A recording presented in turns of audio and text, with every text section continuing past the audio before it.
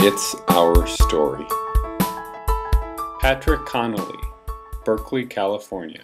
Well, I mean, that's where Ed, and getting back to Ed and his philosophy and how it's been perverted.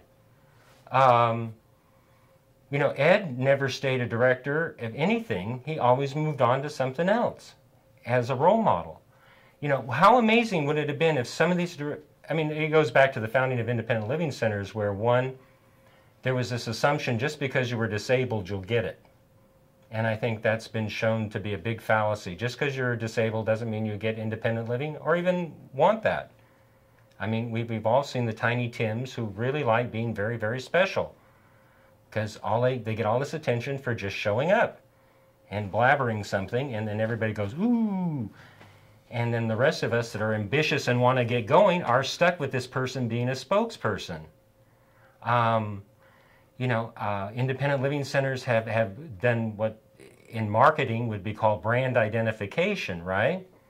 My associate Craig and I were at this thing, and Senator Migden comes up and says, oh, hi, Patrick, you're with that independent living thing, aren't you? You know, because they have this brand identification. And I think recently in California we've seen that, you know, there's this huge, huge digression between grassroots advocates and the paid advocacy community. And the paid advocacy community has all these resources. And I think one reason that, you know, Dries and other groups, we got labeled Vexus litigants by that right-wing judge down in LA, was because the independent living centers have been sucking up millions of dollars, and they haven't trained the business community, and they haven't trained people with disabilities to enforce their rights. Instead, I mean, you had a woman who's an associate director who they won't allow anybody to talk to anymore, but she still has a job, right? Who's saying that, you know, businesses are going to be scared of people in wheelchairs coming in because they'll get sued, you know? And that woman doesn't get it. We can't get in there, you know? Hey, woman, we can't get in there. You get it? They don't like us. In a capitalistic economy where money is everything, they don't even want our money. I mean, that's how bad it's got. That woman will have a job in retirement. You know, advocates will not have jobs. I mean, it goes back to, I mean, the heyday of independent living centers, I think, was 80s. In the 90s, we saw the shift. After the ADA, we saw how these independent living centers tell everybody to go and demonstrate, but they won't involve because they would look too radical.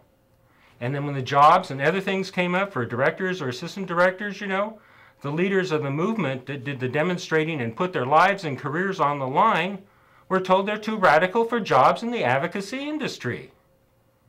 But some able-bodied person who's been a service provider is perfectly okay to hold jobs as directors of independent living centers for 20 years.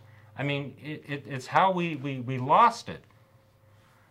Part of it was because we assumed that, you know, even today with the ADA, you have all these advisory committees, you know, and it's still, you know, I mean, they can be really good, and I'm not saying get rid of them, but I mean, in perspective, if you're head of like the advisory committee for the transit agency, you don't meet any of the other advisory committee members in other transit agencies, right? So you never get to exchange information. All your information comes from staff. And it's you know, and their meetings are not at times that people that have jobs will go to. The It's Our Story project is a national effort to make disability history public and accessible. Visit us at www.itsourstory.org or on the It's Our Story project YouTube channel.